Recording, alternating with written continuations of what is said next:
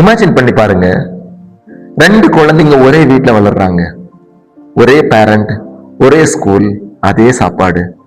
ஆனா ஒருத்தவங்க செல்ஃப் கான்பிடென்ட்டோட வளர்றாங்க, இன்னொருத்தவங்க பயமும் குழப்பமும் கொண்டவங்களா வளர்றாங்க. ஏன்னு புரியலையா? இந்த வீடியோ பாருங்க, புரியும். ஹலோ எவ்ரிவான், நான் உங்கள் வெல்ஜித். வெல்கம் டு சுவாசனிரல் கவுன்சிலிங். ஒரு பேரண்ட் ஒருத்தவங்க, ஒரு அப்பா ஒருத்தவங்க ஸ்கூலுக்கு வேகமா போறாங்க. ஸ்கூலுக்கு வேகமா போயிட்டு ஒரு பையனோட ப்ராக்ரஸ் கார்டு எடுத்து அவங்க டீச்சர் முன்னாடி வீசி எறிகிறாங்க.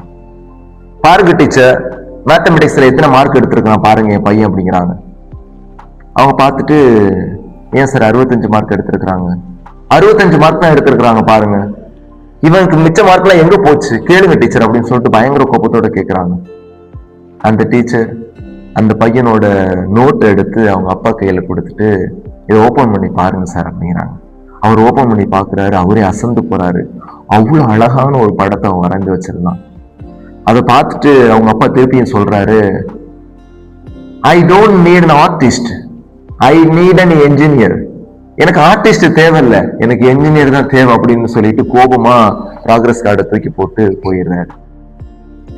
Family therapist Ronaldo W Richardson என்ன சொல்றாரு அப்படின்னு சொன்னா, family ties that bind family அப்படிங்கிற புத்தகத்துல சொல்றாரு, பேரண்டிங்கிறது ஒரு ரெஸ்பான்சிபிலிட்டி கிடையாது, அது மட்டும் கிடையாது, கடமை மட்டும் கிடையாது. தட்ஸ் an எமோஷன், அது ஒரு மாதிரியான உணர்ச்சி பூர்வமான ஒன்று, அதை நம்ம கொடுக்கறது இல்லை அப்படின்னு சொல்லிட்டு ரிச்சர்ட்சன் சொல்றாரு. அதோட சேர்த்து சொல்றாரு, 1 வயசுல இருந்து 8 வயசுக்குள்ளேயுமே குழந்தைய நம்ம வளர்க்குற விதத்துல தான் அவங்களுடைய ஃபியூச்சர் அமையும் அப்படிங்கிறாரு. ஃபார் எக்ஸாம்பிள், ஒருத்தவங்க இப்போ கண் பார்த்து பேச மாட்டாங்க நிறைய பேர். அதே போல யாராவது ஒரு கேர்ள் சைல்டு வந்து திடீர்னு ஒரு பாய் மேல இன்ஃபேக்சுவேஷன் ஆயிரும், அதாவது அட்ராக்ஷன் அதிகமாகி அவங்க பின்னாடி போயிடுவாங்க. அதே மாதிரி வந்து ஒரு பாய் வந்து ஒரு கேர்ள் பின்னாடி போறதுக்கு வாய்ப்பு இருக்கு. எங்க தெரியுமா ஆரம்பிக்குதுங்கிறாரு? சைல்ட்ஹுட்லயே ஆரம்பிக்குதுங்கிறாரு. ஃபார் எக்ஸாம்பிள், அந்த கண் பார்த்து பேச மாட்டாங்க நிறைய பேர், கீழே பார்த்துட்டு பேசுவாங்கன்னு சொல்றாங்கல்ல, அவங்க எல்லாம் என்ன பண்ணுவாங்க அப்படின்னு சொன்னா, அவங்களுடைய பேரண்ட் சின்ன வயசுல இருக்கும்போது இவங்களுக்கு பார்வையோட பார்வை பார்த்து அவங்க பழகி இருக்க மாட்டாங்க. ஃபார் எக்ஸாம்பிள், சும்மா பிளாஸ்டிக்கா தான் அவங்க பார்த்துட்டு அவங்க மில்க் ஃபீட் பண்றதும் பால் கொடுக்கறதும் சரி, அந்த குழந்தைங்களை டீல் பண்றதும் சரி இருக்கும். அந்த குழந்தைங்க அவங்க கண்ணுக்காக ஏங்கிட்டே இருப்பாங்க, பேரண்டோட கண்ணுக்காக ஏங்கிட்டே இருப்பாங்க, அம்மாவுடைய கண்ணுக்காக, அப்பாவுடைய முகத்துக்காக. ஆனா இவங்க பார்த்து அவங்க வளர்க்க மாட்டாங்க. அவங்கள பார்க்காம வளர்த்ததுனால அப்படியே பழகி பழகி பழகி பழகி ஃபியூச்சர்ல என்ன ஆகும்னு சொன்னா, யாரையுமே ஃபேஸ் பண்றதுக்குரிய தைரியம் அவங்களுக்கு கிடைக்காது. இன்னொன்னு, அம்மா தன்னுடைய மகனை அரவணைச்சு வளர்த்திருக்கணும், அதே போல அப்பா தன்னுடைய மகளை அரவணைச்சு வளர்த்திருக்கணும். ஏன்னா opposite sex always it binds.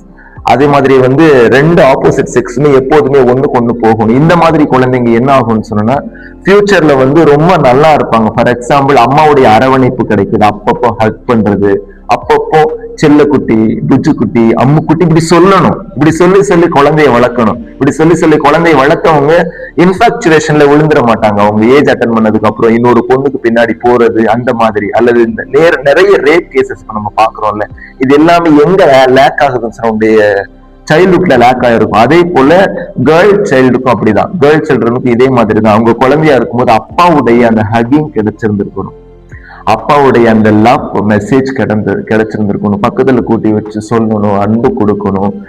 இன்னொன்னு எக்ஸ்ட்ரா போய் அவர் என்ன சொல்லுவார் அப்படின்னு சொன்னா, 8 வயசு வரைக்கும் அந்த கேர்ள் சைல்ட யாரு குளிப்பாட்டணும் அப்படின்னு சொன்னா, அப்பா தான் குளிப்பாட்டணும் அப்படின்னு சொல்றாங்க. அப்பதான் அப்பா வந்து எந்த இடத்துல தொடுவாங்க, எந்த இடத்துல தொட மாட்டாங்க அப்படின்னு சொல்லி அந்த கேர்ள் சைல்டுக்கு இன்னேட்டாவே தெரியும் அப்படிங்கிற. அப்போ குட் டச் என்னது, பேட் டச் என்னதுன்னு அங்கேயே குழந்தை கத்துக்குது. அதே போல அப்பாவுடைய லவ் கிடைச்சதுக்கு அப்புறம் மத்த யாருடைய லவ்வையும் பெருசா அவங்க விரும்ப மாட்டாங்க, அப்பா மாதிரி இன்னொருத்தரை பாக்குற வரைக்கும். அதே மாதிரி இதுலதான் பேரண்டிங் இருக்குது. அதாவது 1 to 8 ஏஜுக்குள்ளேயுமே அவங்களுடைய பர்சனாலிட்டி டெவலப் ஆயிருது அப்படின்னு சொல்லிட்டு ரிச்சர்ட்சன் சொல்றாரு. பேரண்டிங் டைப்ல ஒரு 4 டைப் இருக்கு பேரண்டிங் ஸ்டைல்ல. ஒண்ணு என்ன அப்படின்னு சொன்னா, அத்தாரிட்டேட்டிவ் பேரண்டிங்.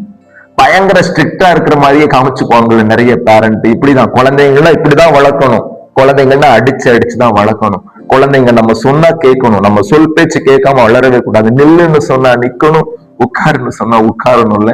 இந்த மாதிரி பேரண்டிங் தான் அத்தாரிட்டேட்டிவ் பேரண்டிங். இந்த மாதிரி குழந்தைங்க ஃபியூச்சர்ல என்ன ஆவாங்க அப்படின்னு சொன்னா, பயத்திலே வளருவாங்க. வெளியில செய்யற மாதிரி தெரியும், ஆனா உள்ளுக்குள்ள ஒரு மாதிரியான ஃபியர் ஓடிக்கிட்டே இருக்கும். நிறைய நேரம் இந்த குழந்தைங்க கடைசி வரைக்குமே பயத்திலேயே ஓடிட்டே இருப்பாங்க, வாழ்க்கையோட எண்டு வரைக்குமே. Then second type of parenting is neglecting parenting. அதாவது குழந்தைங்க ஒண்ணு சொல்ல வருவாங்க, எதையும் காது கொடுத்து கேட்கறதே கிடையாது. பிஸியாவே இருப்பாங்க, அவங்களுடைய ஒர்க்ல பிஸியா இருப்பாங்க. குழந்தைய கொஞ்சம் கூட கவனிக்கிறது கூட கிடையாது. அதனால குழந்தைங்களுக்கு என்ன ஃபீல் ஆகும்னு சொன்னா, அப்பாவோ இல்ல அம்மாவோ நம்ம சொன்னா கேட்கிறதே கிடையாது. I am nobody to them அப்படிங்கிற ஃபீலிங் வந்துடும். நான் உங்களுக்கு யாருமே கிடையாது, நான் ஒரு பொருட்டே இல்லை அப்படிங்கிற ஃபீலிங் வந்துடும். ஓவர் டிபெண்டா மாறிடுவாங்க. இங்க இருந்து அப்படியே மாத்தி இண்டிபெண்டா இருக்க வேண்டியவங்க இன்னொருத்தவங்க கிட்ட ஓவர் டிபெண்டா மாறிடுவாங்க. இதுதான் நெக்லெக்ட்ஃபுல் பேரண்டிங். அடுத்து வந்து பெர்மிசிவ் பேரண்டிங். இது என்ன அப்படின்னு சொன்னா, குழந்தைங்களுக்கு எல்லாத்தையும் கொடுக்கறது, நோ ரெஸ்ட்ரிக்ஷன். உனக்கு இது வேணுமா வச்சுக்க, இது வேணுமா வச்சுக்க, மொபைல் வேணுமா வச்சுக்க, இந்த திங்ஸ் வேணுமா வச்சுக்க, இந்த டாய் வேணுமா வச்சுக்க, எந்த ஒரு ரெஸ்ட்ரிக்ஷன் இல்லாம பவுண்டரிஸ் இல்லாம எதை கேட்டாலும் கொடுக்கறது. இதுல என்ன ஒரு சிக்கல் அப்படின்னு சொன்னா, குழந்தைங்க டிசிப்ளின் இல்லாம வளருவாங்க. they will have no discipline at all. இந்த மாதிரி parenting டைப்ல இருக்கக்கூடிய ஒரு challenge. then next at last final parenting style is nurturing parenting அல்லது healthy parenting அப்படின்னு சொல்லலாம். இந்த மாதிரி குழந்தைங்க லவ், கேர், லிசனிங், கைடன்ஸ் இந்த நாளோடையும் வளருவாங்க. அதாவது குழந்தைங்க ஒண்ணு வந்து சொல்றாங்க அப்படி சொன்னா காது கொடுத்து கேட்பாங்க, அன்போட பேசுவாங்க. ஆனா தப்பு செஞ்சா தண்டிப்பாங்க, கட்டாயம் தண்டிப்பாங்க. தண்டிச்சுட்டு எதுக்காக தண்டிச்சோம், ஏன் தண்டிச்சோம்னு குழந்தைய சொல்லிட்டு அதோட விட்டுறாம அவங்கள கூட்டி வச்சு அவங்கள அரவணைப்பாங்க. அதுதான் தண்டிக்கிறதோட சேர்ந்து அவங்கள கூட்டி அரவணைச்சுக்கிறது. வெறும் தண்டிக்கிறதோட நிப்பாட்டாம கூட்டி வச்சு பக்கத்துல உட்கார வச்சு அவங்களுக்கு பேசுவாங்க. So the children they will feel that they are safe. The children they will feel that they are heard. The children they will feel that they are loved, they are guided. அந்த மாதிரி அவங்களுக்கு ஒரு feeling வந்துட்டு அப்படின்னு சொன்னா அவங்களுடைய ஃபியூச்சரே வேற லெவல்ல இருக்கும். அந்த மாதிரி குழந்தைங்களோட ஃபியூச்சர் வந்து ரொம்ப சூப்பர்பா இருக்கும் அப்படிங்கிறாங்க. ஸோ பேரண்டிங் வந்து ஒருத்தருடைய பர்சனாலிட்டி டைப்ல வந்து ரொம்ப முக்கியம். அவங்களுடைய ஃபியூச்சர் அதுதான் சிசல் பண்ணுது, அவங்களுடைய பிரசன்ட் அதுதான் கைட் பண்ணுது. அதனால பேரண்டிங் இஸ் சோ இம்பார்ட்டன்ட். அதனால இது வெறும் ரெஸ்பான்சிபிலிட்டி மட்டும் கிடையாது, it is an bundle of emotions. அது நிறைய எமோஷன்ஸ் உடைய கலவை தான் பேரண்டிங் அப்படிங்கிறாங்க. இன்னைக்கு ஒரு எக்ஸசைஸ் நீங்க பண்ணுங்க.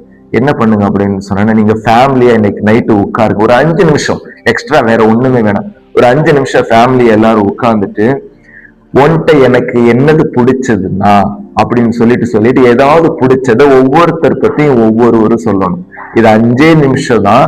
ஆனா இந்த மாதிரி சென்டென்ஸ் என்ன செய்யும் சொன்னா, பல நாள் காயங்களை, பல நாள் மனக்காயங்களை அப்படியே குணப்படுத்திடும். So you can be a better parent. இந்த வீடியோ உங்களுக்கு பிடிச்சிருந்துச்சு அப்படின்னு சொன்னா லைக் பண்ணுங்க. இந்த வீடியோ இன்னொருத்தவங்களுக்கு யூஸ்ஃபுல்லா இருக்கும் அப்படின்னு சொன்னா ஷேர் பண்ணுங்க. இது மாதிரி திரும்பி நல்ல நல்ல வீடியோ, சைக்கலாஜிக்கல் வீடியோஸ் வேணும் அப்படின்னு சொன்னா சப்ஸ்கிரைப் பண்ணுங்க. அர்த்தமுள்ள வாழ்வை வெளியே தேடாதே, உன்னிடமிருந்து தொடங்கு. தேங்க்யூ.